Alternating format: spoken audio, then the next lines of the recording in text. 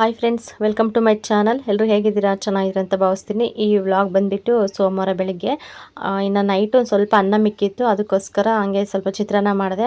ಹಾಸ್ಪಿಟಲ್ಗೆ ಹೋಗಬೇಕಾಗಿತ್ತು, ಅದಕ್ಕೋಸ್ಕರ ಬೇಗ ಮಾಡ್ಕೊಂಡು ಹೋಗೋಣ, ಮತ್ತು ಬೇರೆ ಅಡುಗೆ ಮಾಡ್ಕೊಂಡು ಕುತ್ಕೊಂಡ್ರೆ ಟೈಮ್ ಆಗುತ್ತೆ ಅಂತ ಹೇಳಿ ನನ್ನ ಮಗನೂ ಕೂಡ ಸ್ವಲ್ಪ ಸಮಾಧಾನ ಮಾಡಬೇಕಲ್ವ. ಸಮಾಧಾನ ಮಾಡಿ ಚಿಕ್ಕಮ್ಮನ ಜೊತೆ ಬಿಟ್ಟು ಮತ್ತು ಸ್ವಲ್ಪ ನೈಟ್ ರೈಸ್ ಉಳಿದಿತ್ತಲ್ಲ, ಸ್ವಲ್ಪ ಚಿತ್ರಾನ್ನದ ಗೊಜ್ಜು ಥರ ಮಾಡಿಬಿಟ್ಟು ಕಲಸಿ ಚೆನ್ನಾಗಿ ಬಿಸಿ ಮಾಡಿಕೊಂಡು ಸ್ವಲ್ಪ ತಿಂದ್ಬಿಟ್ಟು ಸ್ವಲ್ಪ ಜಾಸ್ತಿನೇ ನೀರೆಲ್ಲ ಕುಡಿದು ಮತ್ತು ಬಾಟ್ಲಲ್ಲಿ ನೀರೆಲ್ಲ ತುಂಬಿಕೊಂಡು ಏನೇನು ಇದು ಬೇಕೋ ಅದೆಲ್ಲ ತೊಗೊಂಡು ಬ್ಯಾಗಲ್ಲಿ ಹೊರಟೆ ನಾನು. ಇನ್ನು ಚಿಕ್ಕಮ್ಮ ಕೂಡ ಮನೆಯಲ್ಲೇ ಇದ್ದರು. ನಾನು ಹಾಸ್ಪಿಟಲ್ಗೆ ಹೋಗ್ತೀನಿ ಅಂತ ಗೊತ್ತಿತ್ತು, ಅದಕ್ಕೋಸ್ಕರ ಅವ್ನು ನೋಡ್ಕೊಳ್ಳೋಕ್ಕೆ ಮನೆಯಲ್ಲೇ ಇದ್ದರು ಅವರು ಕೂಡ.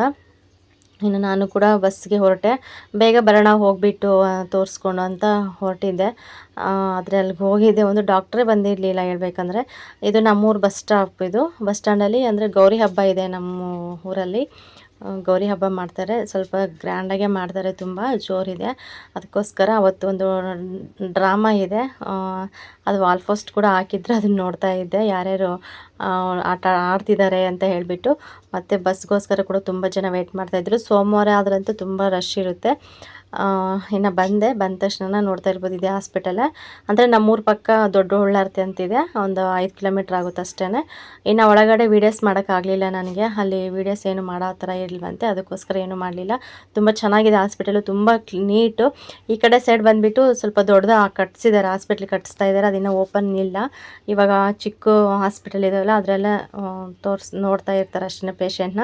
ಇದು ಇದೆ ಅಲ್ವಾ ಸಮುದಾಯ ಆರೋಗ್ಯ ಕೇಂದ್ರ ಅಂತ ಹೇಳ್ಬಿಟ್ಟು, ಇದು ಹೊಸ್ದಾಗಿ ಒಳಗಡೆ ಏನೋ ಸ್ವಲ್ಪ ಕಂಪ್ಲೀಟ್ ಆಗಿದೆಯಲ್ಲ ಗೊತ್ತಿಲ್ಲ, ಹೊರಗಡೆ ಅಂತ ಈ ಥರ ಇದೆ.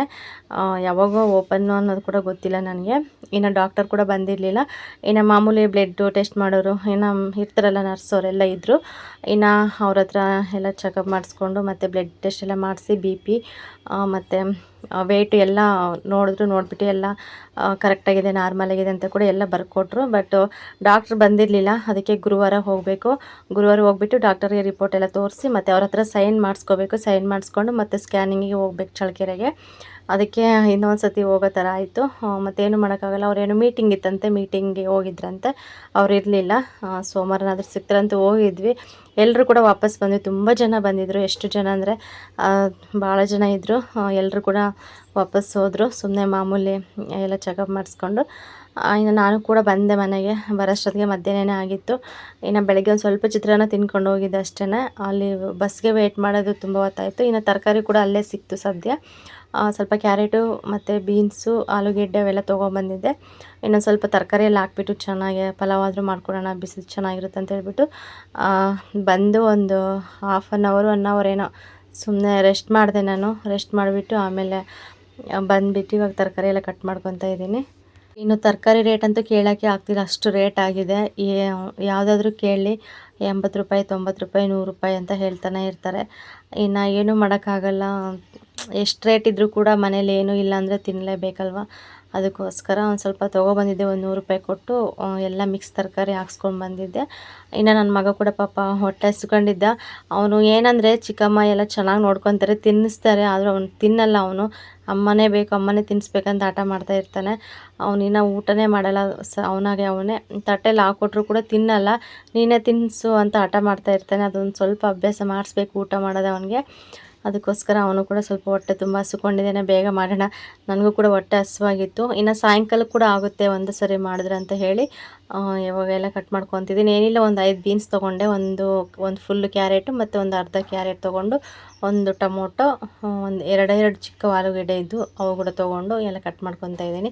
ತುಂಬ ಸಿಂಪಲಾಗಿ ಆಗುತ್ತೆ, ಚೆನ್ನಾಗಿ ಕೂಡ ಇರುತ್ತೆ. ಸ್ವಲ್ಪ ಮಸಾಲೆ ಐಟಮ್ ಎಲ್ಲ ಕಡಿಮೆನೇ ಹಾಕಿದೆ, ಅಂದರೆ ಇದು ಚಕ್ಕೆ, ಲವಂಗ, ಏಲಕ್ಕಿ ಅದೆಲ್ಲ ಇರುತ್ತಲ್ಲ, ಸ್ವಲ್ಪ ಕಡಿಮೆನೇ ಹಾಕಿದೆ. ತರಕಾರಿ ಮಾತ್ರ ಸ್ವಲ್ಪ ಜಾಸ್ತಿನೇ ಹಾಕಿ ಮಾಡಿಕೊಂಡೆ. ಇನ್ನು ನನ್ನ ರಿಪೋರ್ಟ್ ಬಂದು ಬ್ಲಡ್ಡು 10 ಪಾಯಿಂಟ್ ಇದೆ. ಇನ್ನು ಚೆನ್ನಾಗಿ ಆಗಬೇಕು ಅಂತ ಹೇಳಿದರು. ಇವಾಗಿಂದ ಇಂಪ್ರೂವ್ಮೆಂಟ್ ಮಾಡ್ಕೋಬೇಕಿನ್ನ ಅಂತ ಹೇಳಿದರು ಅವರು. ಕೆಲವ್ರದ್ದೆಲ್ಲ 9 ಪಾಯಿಂಟು, 8 ಪಾಯಿಂಟ್ ಎಲ್ಲ ಇತ್ತು ಪ್ರೆಗ್ನೆನ್ಸಿದು ಕೂಡ. ಅವ್ರನ್ನೂ ಕೂಡ ಸ್ವಲ್ಪ ಅವರು ಅಲ್ಲೆಲ್ಲ ಹೇಳ್ತಾ ಇರ್ತಾರೆ, ಕರೆದ್ಬಿಟ್ಟು ಇಷ್ಟಿದೆ, ಕಡಿಮೆ ಇದೆ, ಸ್ವಲ್ಪ ಚೆನ್ನಾಗಿ ತಿನ್ನಬೇಕು, ಚೆನ್ನಾಗಿ ನೀರು ಕುಡಿಬೇಕಂತ ಎಲ್ಲ ಅಲ್ಲಿ ಚೆನ್ನಾಗಿ ಹೇಳ್ತಿರ್ತಾರೆ ಮೇಡಮ್ ಅವರೆಲ್ಲ ಕೂಡ. ಅದಕ್ಕೋಸ್ಕರ ನಂದು ಪರವಾಗಿಲ್ಲ, ಇನ್ನೂ ಸ್ವಲ್ಪ ಚೆನ್ನಾಗಿ ಇಂಪ್ರೂವ್ಮೆಂಟ್ ಆಗಬೇಕಮ್ಮ ಅಂತಂದರು. ತೂಕ ಬಂದುಬಿಟ್ಟು 55 kg ಇದ್ದೀನಿ ಈಗಲೇ. ಫಸ್ಟಿಗೆಲ್ಲ ನಾನು 50 kg 52 kg ಇರ್ತಿದ್ದೆ, ಇವಾಗ 55 kg ಇದ್ದೀನಿ. ಇನ್ನು ಬಿ ಪಿ ಕೂಡ ನಾರ್ಮಲ್ ಆಗಿದೆ, ಏನು ಅದು ಕೂಡ ಏನು ಟೆನ್ಷನ್ ಇಲ್ಲ, ಎಲ್ಲ ನಾರ್ಮಲ್ ಇದೆ. ಬಟ್ ಸ್ಕ್ಯಾನಿಂಗ್ ಮಾಡಿಸ್ಬೇಕು ಅಷ್ಟೇ. ಫಸ್ಟ್ನೇ ಸ್ಕ್ಯಾನ್ ಮಾಡಿಸ್ದಾಗಲೇ ಎಲ್ಲ ಗೊತ್ತಾಗೋದು ಏನು ಅಂತ. ನನ್ನ ಆರೋಗ್ಯ ಏನು ತುಂಬ ಚೆನ್ನಾಗಿದೆ, ಏನು ತೊಂದರೆ ಇಲ್ಲ. ಪಾಪು ಹೆಂಗಿದೆ ಅಂತ ಗೊತ್ತಿಲ್ಲಲ್ವ, ಅದಕ್ಕೋಸ್ಕರ ಗುರುವಾರ ಹೋಗ್ತೀನಿ. ಗುರುವಾರ ಹೋಗಿ ಸ್ಕ್ಯಾನಿಂಗ್ ಮಾಡಿಸ್ಕೊಂಡು ಬರೋವರೆಗೂ ಸ್ವಲ್ಪ ಸಮಾಧಾನ ಇಲ್ಲ ನನಗೆ. 3 ತಿಂಗಳ ಸ್ಕ್ಯಾನಿಂಗ್ ಒಂದು, 5 ತಿಂಗಳ ಸ್ಕ್ಯಾನಿಂಗ್ ಒಂದು ನನಗೆ ನಾರ್ಮಲ್ ಬಂದು, ಮತ್ತು ಪಾಪು ಚೆನ್ನಾಗಿದೆ, ಏನೂ ತೊಂದರೆ ಇಲ್ಲ ಅಂತ ಬಂದರೆ ಮಾತ್ರ ನನಗೆ ತುಂಬ ಸಮಾಧಾನ. ಇಲ್ಲಾಂದರೆ ನನಗೆ ತುಂಬ ಟೆನ್ಷನ್ನು. ಗೊತ್ತಲ್ವ, ನಾನು ಹ್ಯಾಂಡಿಕ್ಯಾಪ್ ಅಲ್ವ, ಅದಕ್ಕೋಸ್ಕರ ನನಗೆ ಮತ್ತೆ ನಂತರನೇ ಪಾಪು ಎಲ್ಲಿ ಹುಟ್ಟುತ್ತಪ್ಪೋ ಅನ್ನೋ ಥರ ಭಯ ಅನಿಸ್ಬಿಡುತ್ತೆ. ಫಸ್ಟ್ನೇ ಒಂದು ಅಷ್ಟೇ ನಮ್ಮ ಗುಂಡನ ಪ್ರೆಗ್ನೆನ್ಸಿಯಲ್ಲಿ ಅಷ್ಟೇ ಅದೇ ಒಂಥರ ಟೆನ್ಷನ್ ಇತ್ತು ನನಗೆ. ಡೆಲಿವರಿ ಆಗಿ ಡಾಕ್ಟರ್ನ ಕೇಳೋವರೆಗೂ ನಂಗೆ ಸಮಾಧಾನವೇ ಇಲ್ಲ, ನನಗೆ ಆ ಥರ ಅನಿಸಿತ್ತು. ಹೇಳೋಕ್ಕಾಗಲ್ಲ, ಈಗ ತಾಯಿ ಇಲ್ಲ ತಂದೆ ಆ ಥರ ಇದ್ದರೆ ಒಂದು ಚೂರಾದರೂ ಮಗುಗೆ ಬಂದೇ ಬರುತ್ತೆ ಅಂತ ಹೇಳ್ತಿರ್ತಾರಲ್ವ, ಅದೊಂದು ಸ್ವಲ್ಪ ಭಯ ನನಗೆ. ಅದಕ್ಕೋಸ್ಕರ ಗುರುವಾರ ಹೋಗಿ ಸ್ಕ್ಯಾನಿಂಗ್ ಮಾಡಿಸ್ಕೊಂಡು ಬರ್ತೀನಿ. ಮತ್ತು 5 ತಿಂಗಳಿಗೆ ಒಂದು ಸ್ಕ್ಯಾನಿಂಗ್ ಒಂದು ಮಾಡಿಸಿದ್ರೆ ಮುಗೀತು.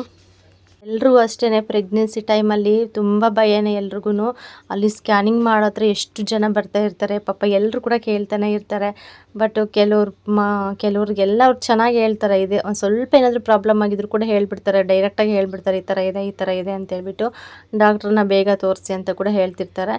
ಅದು ಏನಂದರೆ 3 ತಿಂಗಳಲ್ಲಿ 5 ತಿಂಗಳಲ್ಲಿ ಆ ಥರ ಗೊತ್ತಾದರೆ ಏನಾದರೂ ಪ್ರಾಬ್ಲಮ್ ಇದೆ ಅಂತ ಏನೂ ಇದಿರಲ್ಲ.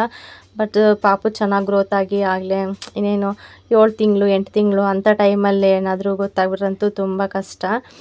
ಅದಕ್ಕೋಸ್ಕರ ನನಗೆ ಅದೊಂದು ಸ್ವಲ್ಪ ಟೆನ್ಷನ್ನು. ಅದಕ್ಕೆ 3 ತಿಂಗಳ ಸ್ಕ್ಯಾನಿಂಗ್ ಮಾಡಿಸಿದ್ರೆ ಗೊತ್ತಾಗುತ್ತೆ ಅಂತ ಹೇಳಿ ಗುರುವಾರ ಹೋಗ್ತೀನಿ. ಅಂದರೆ ಸೋಮವಾರನೇ ನನಗೆ ಡಾಕ್ಟರ್ ಸಿಕ್ಕಿದರೆ ಹಂಗೆ ಅವ್ರ ಹತ್ರ ಸಿಗ್ನೇಚರ್ ಎಲ್ಲ ಮಾಡಿಸ್ಕೊಂಡು ಅವ್ರ ಹತ್ರ ಸ್ವಲ್ಪ ಎಲ್ಲ ಕೇಳಿಕೊಂಡು ನಾನು ಮತ್ತೆ ಡೈರೆಕ್ಟಾಗಿ ಚಳ್ಳಕೆರೆಗೆ ಹೋಗಿ ಸ್ಕ್ಯಾನಿಂಗ್ ಮಾಡಿಸ್ಕೊಂಬಂದುಬಿಡ್ತಿದ್ದೆ. ಅವರು ಡಾಕ್ಟರ್ ಇರಲಿಲ್ಲಲ್ವ, ಅವರು ಸಿಗ್ನೇಚರ್ ಇಲ್ಲದೆ ಅಲ್ಲಿ ಸ್ಕ್ಯಾನ್ ಮಾಡಲ್ಲ. ಅದಕ್ಕೋಸ್ಕರ ಇರಲಿ ಪರವಾಗಿಲ್ಲ, ಗುರುವಾರ ಬಂದು ತೋರಿಸ್ಕೊಂಡು ಹೋಗೋಣ ಅಂತ ಹೇಳಿ ವಾಪಸ್ ಬಂದೆ. ಎಲ್ಲ ಇದು ಮಾಡಿಕೊಂಡು ಇನ್ನು ಬಂದ ತಕ್ಷಣ ನೋಡ್ತಾ ಇರ್ಬೋದು, ಸಿಂಪಲಾಗೆ ಪಲಾವ್ ಮಾಡಿದೆ, ತುಂಬ ಚೆನ್ನಾಗಿತ್ತು. ಬಿಸಿ ಬಿಸಿ ಪಲಾವು. ಸ್ವಲ್ಪನೇ 1-2 ಲವಂಗ, ಒಂದು ಏಲಕ್ಕಿ, ಒಂದು ಸ್ವಲ್ಪ ಪಲಾವ್ ಎಲೆ ಹಾಕ್ಬಿಟ್ಟು ಸಿಂಪಲಾಗೆ ಮಾಡಿದೆ. ಮತ್ತೊಂದು ಸ್ವಲ್ಪ ಚಕ್ಕೆ. ಅದು ಇನ್ನು ಈ ಕಡೆ ಬಂದುಬಿಟ್ಟು ಅಕ್ಕಿ ಚೆನ್ನಾಗಿ ತೊಳೆದು ಆಗಲೇ ಇಟ್ಕೊಂಡಿದ್ದೆ, ಇನ್ನೊಂದು ಸತಿ ನೀರು ಹಾಕ್ಬಿಟ್ಟು ಈ ಕಡೆ ಬಂದುಬಿಟ್ಟು ಇದು ನೀರು ಬಿಸಿ ಮಾಡಿದ್ದೆ.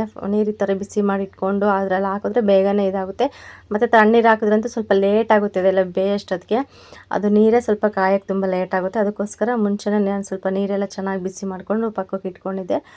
ಇನ್ನು ಅಕ್ಕಿ ಕೂಡ ಎಲ್ಲ ತೊಳೆದು ಮತ್ತು ಅದರಲ್ಲಿ ಹಾಕಿ ಪಲಾವು ಇದು ಬರುತ್ತೆ, ಪಲಾವ್ ಪೌಡ್ರ್ ಬರುತ್ತೆ, ನಾನು ಅದನ್ನು ಯೂಸ್ ಮಾಡ್ತೀನಿ. ಮತ್ತು ಮನೇಲಿ ಮಾಡಿರೋ ಸಾಂಬಾರು ಪುಡಿ ಕೂಡ ಒಂದು ಸ್ವಲ್ಪ ಹಾಕ್ತೀನಿ ಅಷ್ಟೇ. ತುಂಬ ಚೆನ್ನಾಗಿರುತ್ತೆ ಟೇಸ್ಟ್ ಮಾತ್ರ. ಇವಾಗೆಲ್ಲ ಬಂದಿದೆ ಪ್ಯಾಕು, MTR ಪಲಾವ್ ಪೌಡ್ರ್ ಅಂತ ಬಂದಿದೆ, ಅದನ್ನು ನಾನು ಯೂಸ್ ಮಾಡಿದೆ. ತುಂಬ ಚೆನ್ನಾಗಾಗಿತ್ತು ಪಲಾವ್ ಕೂಡ. ಇನ್ನು ನೋಡ್ತಾ ಇರ್ಬೋದು ಕಲರ್ ಹೆಂಗೆ ಕಾಣಿಸುತ್ತೆ ಅಂತ. ಇನ್ನು ಲಾಸ್ಟಲ್ಲಿ ಅಕ್ಕಿ ಎಲ್ಲ ಹಾಕ್ಬಿಟ್ಟು ಒಂದು ಸ್ವಲ್ಪ ಮೊಸರು ಹಾಕಿದೆ. ಟೊಮೊಟೊ ಒಂದೇ ಒಂದು ಹಾಕಿದ್ದು, ಟೊಮೊಟೊ ಇತ್ತು ಬಟ್ ಟೊಮೊಟೊ ಹಾಕಿದ್ರೆ ಒಂಥರ ಅದು ಜಾಸ್ತಿ 2-3 ಟೊಮೊಟೊ ಹಾಕ್ಬಿಟ್ರೆ ಫ್ಲೇವರೇ ಚೇಂಜ್ ಆಗಿಬಿಡುತ್ತೆ, ಪಲಾವ್ ಅಂತಲೇ ಅನಿಸಲ್ಲ, ಅದು ಟೊಮೊಟೊ ಬಾತ್ ಫ್ಲೇವರ್ ಬಂದುಬಿಡುತ್ತೆ. ಅದಕ್ಕೋಸ್ಕರ ಒಂದೇ ಒಂದು ಟೊಮೊಟೊ ಹಾಕಿ ಇನ್ನು ಲಾಸ್ಟಲ್ಲಿ ಒಂದು ಸ್ವಲ್ಪ ಮೊಸರು ಹಾಕಿದೆ. ತುಂಬ ಚೆನ್ನಾಗಿರುತ್ತೆ ಈ ಥರ ಮಾಡಿದ್ರು ಕೂಡ. ಪ್ಲೀಸ್ ನನ್ನ ವೀಡಿಯೋ ನೋಡೋರು ಲೈಕ್ ಮಾಡಿ, ಕಮೆಂಟ್ ಮಾಡಿ, ಹಾಗೆ ಶೇರ್ ಮಾಡಿ, ಹಾಗೆ ಸಬ್ಸ್ಕ್ರೈಬ್ ಮಾಡ್ಕೊಂಡು ಚಾನಲ್ ನೋಡಿ, ಮತ್ತು ಕಮೆಂಟ್ ಹಾಕಿ, ನನಗೂ ಕೂಡ ಗೊತ್ತಾಗುತ್ತೆ ಯಾರ್ಯಾರು ವೀಡಿಯೋಸ್ ನೋಡ್ತೀರಾ ಅಂತೇಳ್ಬಿಟ್ಟು. ಇನ್ನು ಪಲಾವು ಎಲ್ಲ ಅದೆಲ್ಲ ಆಯ್ತಲ್ವ, ಅದು ಮುಚ್ಚಳ ಎಲ್ಲ ಮುಚ್ಚಿಬಿಟ್ಟು ಬಂದೆ ಹೊರಗಡೆ. ಇಲ್ಲಿ ನಮ್ಮ ಅಕ್ಕ ಬಂದುಬಿಟ್ಟು ನುಗ್ಗೆ ಸೊಪ್ಪು ಕಿತ್ಕೊಬಂದಿದ್ರಂತೆ, ಅದಕ್ಕೆ ಸೊಪ್ಪು ಪಲ್ಯ ಮಾಡಿ ಸಾಂಬಾರು ಮಾಡೋಣ ಅಂತ ಹೇಳಿಬಿಟ್ಟು, ಅಂದರೆ ಬಸ್ಸಾರು ಥರ ಮಾಡೋಣ ಅಂತ ಹೇಳಿ ಸೊಪ್ಪೆಲ್ಲ ಬಿಡಿಸ್ತಾಯಿದ್ರು. ಪಾಪ ಕೂಲಿ ಹೋಗ್ತಾಯಿದ್ರು, ಕೂಲಿ ಹೊರಟ್ಬಿಟ್ಟು ಅವ್ರಿಗೆ ಕ್ಯಾನ್ಸಲ್ ಆಯಿತು, ಬೇಡ ಎಲ್ಲರೂ ಜಾಸ್ತಿ ಜನ ಇದ್ದಾರೆ ಅಂತೇಳ್ಬಿಟ್ಟು. ಹಿಂಗೆ ಹಳ್ಳಿ ಕಡೆ ಏನು ಗೊತ್ತಾ, ಕೂಲಿ ಕರೀತಾರೆ ಬೆಳಗ್ಗೆ ಟೈಮ್, ನೀನು ಬಾ ಅಂತೇಳ್ಬಿಟ್ಟು, ಆಮೇಲೆ ಹೊರಡೋ ಟೈಮಲ್ಲಿ ಸಾಕು ಸಿಕ್ಕಿದ್ದಾರೆ ಅಂತ ಹೇಳ್ಬಿಡ್ತಾರೆ. ಒಂಥರ ಬೇಜಾರಲ್ಲಿ ಅವಕ್ಕ ಸೊಪ್ಪೆಲ್ಲ ಬಿಡಿಸ್ಕೊಂಡು ಕೂತ್ಕೊಂಡು ನನ್ನ ಹತ್ರ ಹೇಳ್ತಾಯಿತ್ತು, ಹೆಂಗೋ ಬಿಡು ರೆಸ್ಟ್ ಮಾಡಿ, ಇನ್ನೇನು ಮಾಡೋಕ್ಕಾಗಲ್ಲ, ಸಿಕ್ಕಿದ್ರೆ ಹೋಗ್ತಿದ್ದೆ, ಸಿಗಲಿಲ್ಲಲ್ಲ ಮನೆಯಲ್ಲೇ ಬೇಜಾನು ಕೆಲಸ ಇರುತ್ತೆ, ಕೆಲಸಗಳೆಲ್ಲ ಮುಗಿಸ್ಕೊ ಅಂತ ಹೇಳಿ ಇನ್ನು ನಾವು ಮಾತಾಡ್ಕೊಂಡು ಒಂದು ಸ್ವಲ್ಪ ತಲೆ ಕೂತ್ಕೊಂಡೆ. ಇನ್ನು ಪಲಾವ್ ಕೂಡ ಆಯಿತು. ನನ್ನ ಮಗ ಪಾಪ ಆಗಲೇ ವೆಯ್ಟ್ ಮಾಡ್ತಾ ಇದ್ದ, ಅದಕ್ಕೋಸ್ಕರ ಅವನಿಗೂ ಸ್ವಲ್ಪ ಹಾಕ್ಕೊಟ್ಟು ನಾನು ಕೂಡ ತಿನ್ನೋಣ ಅಂತೇಳ್ಬಿಟ್ಟು ಇಬ್ಬರಿಗೂ ಜೊತೆಲೇ ತಟ್ಟೆಲಿ ಹಾಕ್ಕೊಂಡೆ. ತುಂಬ ಚೆನ್ನಾಗಿತ್ತು, ಹೊಟ್ಟೆ ತುಂಬ ಊಟ ಮಾಡಿದೆ ನಾನು. ಮತ್ತು ಸಾಯಂಕಾಲಕ್ಕೆ ಇದ್ದರೆ ಸ್ವಲ್ಪ ಇರುತ್ತೆ ಅಂತ ಹೇಳಿ. ಸದ್ಯ ನನ್ನ ಮಗ ಕೂಡ ತುಂಬ ಚೆನ್ನಾಗಿ ಊಟ ಮಾಡ್ತಾನೆ. ಅವನಿಗೆ ಇದೇ ಬೇಕು ಅದೇ ಬೇಕಂತ ಇಲ್ಲ, ಪ್ರತಿಯೊಂದು ಅಷ್ಟೇ. ಮುದ್ದೆ ಕೂಡ ಚೆನ್ನಾಗಿ ತಿಂತಾನೆ ಅವನು. ಹೇಳ್ಬೇಕಂದ್ರೆ ಈ ಥರ ಐಟಮ್ಗಿಂತ ಮುದ್ದೆ ಚೆನ್ನಾಗಿ ತಿಂತಾನೆ ಅವನು. ಬೆಳಗ್ಗೆನೂ ಚಿತ್ರಾನ್ನ ಮಾಡಿದ್ದೆ, ಮತ್ತು ಮಧ್ಯಾಹ್ನನೂ ಪಲಾವಲ್ಲ. ಅವನಿಗೆ ತಿಂತಾನೆ ಇಲ್ಲ ಅಂತ ಅನಿಸಿತ್ತು, ಬಟ್ ತಿಂದ, ಏನೂ ಇದು ಮಾಡ್ಕೊಳ್ಳಿಲ್ಲ. ಅಡ್ಜಸ್ಟ್ ಮಾಡ್ಕೊತಾನೆ. ಅದೇ ಒಂಥರ ಪುಣ್ಯ ಅಂತಲೇ ಹೇಳ್ಬೋದು. ಆದರೆ ತುಂಬ ಟೈಮ್ ತೊಗೊತಾನೆ ಅವನು ಊಟ ಮಾಡಿಸೋಷ್ಟೊತ್ತಿಗೆ. ಅವನಿಗೆ ಏನಿಲ್ಲ ಅಂದರೆ ಒಂದು ಹಾಫ್ ಆನ್ ಅವರ್ ಟೈಮ್ ತೊಗೊತಾನೆ. ಮಾತಾಡ್ತಾನೇ ಇರ್ತಾನೆ ಅವನ ಭಾಷೆಯಲ್ಲಿ. ಇನ್ನು ಸ್ವಲ್ಪ ಸರಿಯಾಗಿ ಮಾತು ಬರ್ತಾ ಇಲ್ಲ, ಆದರೂ ಕೂಡ ಮಾತಾಡ್ತಾ ಇರ್ತಾನಲ್ವ. ನಾನು ಕೂಡ ಅಷ್ಟೇ ಮಾತಾಡಿಕೊಂಡು ಅವನ ಜೊತೆ ಹಾಗೆ ಟೈಮ್ ಸ್ಪೆಂಡ್ ಮಾಡಿಕೊಂಡು ಊಟ ಮಾಡಿಸ್ದೆ. ಅವನಿಗೆ ತಿನ್ನಿಸ್ಬಿಟ್ಟು ನಾನು ಕೂಡ ಸ್ವಲ್ಪ ತಿಂದೆ. ಚೆನ್ನಾಗಾಗಿತ್ತು ಪಲಾವು. ಆಗಲೇ ವೆಯ್ಟ್ ಮಾಡ್ತಾ ಇದ್ದ, ನನಗೆ ಬೇಗ ಹಾಕ್ಕೊಡು ಅಂತ ಹೇಳ್ಬಿಟ್ಟು.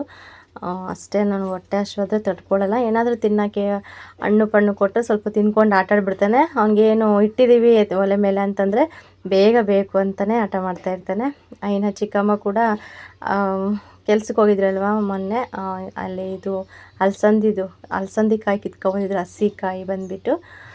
ಇನ್ನು ಅಂದರೆ ಅಲ್ಲಿ ಹೊಲ್ದಲ್ಲಿ ಸಿಗುತ್ತೆ. ಈಗ ಕಡಲೆಕಾಯಿ ಎಲ್ಲ ಬೆಳೆದಿರ್ತಾರಲ್ಲ, ಅದ್ರ ಸೆಂಟ್ರಲ್ಲಿ ಈ ಥರ ಅಲಸಂದಿ ಬಳ್ಳಿ ಮತ್ತು ಹೆಸ್ರು ಕಾಳು ಬಳ್ಳಿ ಅದೆಲ್ಲ ಹಾಕಿರ್ತಾರೆ. ಮತ್ತು ಇದು ಬೇಳೆದು ತೊಗರಿ ಕಾಯಿ ಅದೆಲ್ಲ ಹಾಕಿರ್ತಾರೆ, ಗಿಡಗಳೆಲ್ಲ ಹಾಕಿರ್ತಾರೆ. ಅದರಲ್ಲಿ ಬಿಟ್ಟಿರುತ್ತೆ. ಅದಕ್ಕೋಸ್ಕರ ಅದನ್ನು ಕೂಡ ಸ್ವಲ್ಪ ಕಿತ್ಕೊಬಂದಿದ್ರು, ಸಾಂಬಾರು ಮಾಡೋಣ ಅಂತ ಹೇಳಿಬಿಟ್ಟು. ಇದು ಹಸಿ ಕಾಳು ಪಲ್ಯನೂ ಮಾಡ್ಬೋದು ಮತ್ತು ಸಾಂಬಾರು ಮಾಡ್ಬೋದು. ಇದಕ್ಕೆ ಬಂದುಬಿಟ್ಟು ಆಲೂಗೆಡ್ಡೆ ಬದನೆಕಾಯಿ ಹಾಕಿ ಮಿಕ್ಸ್ ಹಾಕಿ ಮಾಡಿದ್ರೆ ತುಂಬ ಚೆನ್ನಾಗಿ ಇರುತ್ತೆ. ನಾವು ಚಿಕನ್ಗೆ ಮಟನ್ಗೆ ಮಸಾಲೆ ಇಟ್ಟು ಮಾಡ್ತೀವಲ್ವ, ಸೇಮ್ ಅದೇ ಥರನೇ ಮಸಾಲೆ ಇಟ್ಟು ಮಾಡಿದ್ರೆ ತುಂಬ ಚೆನ್ನಾಗಿ ಬರುತ್ತೆ ಸಾಂಬಾರು ಮಾತ್ರ. ಇದ್ರ ಜೊತೆಗೆ ಚಪಾತಿ ಆದರೂ ಕೂಡ ತುಂಬ ಚೆನ್ನಾಗಿರುತ್ತೆ. ಚಪಾತಿ, ದೋಸೆ, ಮುದ್ದೆಗೂ ಕೂಡ ತುಂಬ ಚೆನ್ನಾಗಿರುತ್ತೆ. ಇದು ಸ್ವಲ್ಪ ಗಟ್ಟಿಯಾಗಿ ಮಾಡಿ ಚಪಾತಿ ಮಾಡಿದ್ರೆ ಚೆನ್ನಾಗಿರುತ್ತೆ. ಇನ್ನು ಸ್ವಲ್ಪ ಇದು ಮಸ್ಸಪ್ ಮಾಡೋ ಸೊಪ್ಪು ಕೂಡ ಕಿತ್ಕೊಬಂದಿದ್ರು. ಕೇಳ್ತಾ ಇದ್ದೆ ಇದ್ರ ಸೊಪ್ಪು ಏನಕ್ಕಮ್ಮ ಅಂತಂದರೆ ಮಸ್ಸಪ್ ಮಾಡ್ತಾರೆ ಅಂತ ಕೂಡ ಹೇಳ್ತಾ ಇತ್ತು. ಅವು ಸುಲಿಯೋಷ್ಟೊತ್ತಿಗೆ ತುಂಬ ಲೇಟ್ ಆಗಿಬಿಡ್ತು. ಯಾಕೆಂದರೆ ಜಾಸ್ತಿ ಅಲ್ವಾ, ಬೀಜ ನೋಡಿದ್ರೆ ಚಿಕ್ಕ ಚಿಕ್ಕ ಬೀಜ. ಇನ್ನೇನು ಬಿಡು ಅಂತ ಹೇಳ್ಬಿಟ್ಟು ಇನ್ನು ಚಿಕ್ಕಮ್ಮ ಕೂಡ ಬಂದಿದ್ರಲ್ವ ಪಾಪ. ಸ್ವಲ್ಪ ಸಾಯಂಕಾಲ ಆಗಿತ್ತು, ಟೀ ಆದರೂ ಮಾಡೋಣ ಅಂತ ಹೇಳಿಬಿಟ್ಟು ಟೀ ಕೂಡ ಈ ಕಡೆ ಇಟ್ಟಿದ್ದೆ. ನೋಡ್ತಾ ಇರ್ಬೋದು ಇಷ್ಟು ಕಾಳಾಯಿತು ಲಾಸ್ಟಲ್ಲಿ. ಓಕೆ ಫ್ರೆಂಡ್ಸ್, ಈ ವ್ಲಾಗ್ ನಿಮಗೆ ಸ್ವಲ್ಪನಾದರೂ ಇಷ್ಟ ಆದರೆ ಪ್ಲೀಸ್ ಲೈಕ್ ಮಾಡಿ, ಕಮೆಂಟ್ ಮಾಡಿ, ಶೇರ್ ಮಾಡಿ. ಹಾಗೆ ಯಾರಾದರೂ ನನ್ನ ಚಾನಲ್ ಹೊಸ್ದಾಗಿ ನೋಡಿದ್ರೆ ಪ್ಲೀಸ್ ಸಬ್ಸ್ಕ್ರೈಬ್ ಮಾಡ್ಕೊಂಡು ಚಾನಲ್ ನೋಡಿ, ಹಾಗೆ ಕಮೆಂಟ್ ಮಾಡಿ ಅಂತ ಕೂಡ ಕೇಳ್ಕೊಳ್ತೀನಿ. ಸಿಗೋಣ ಫ್ರೆಂಡ್ಸ್ ನೆಕ್ಸ್ಟ್ ವೀಡಿಯೋದಲ್ಲಿ. ಅಲ್ಲಿವರೆಗೂ ಈ ವಿಡಿಯೋನ ನೋಡ್ತಾ ಇರಿ.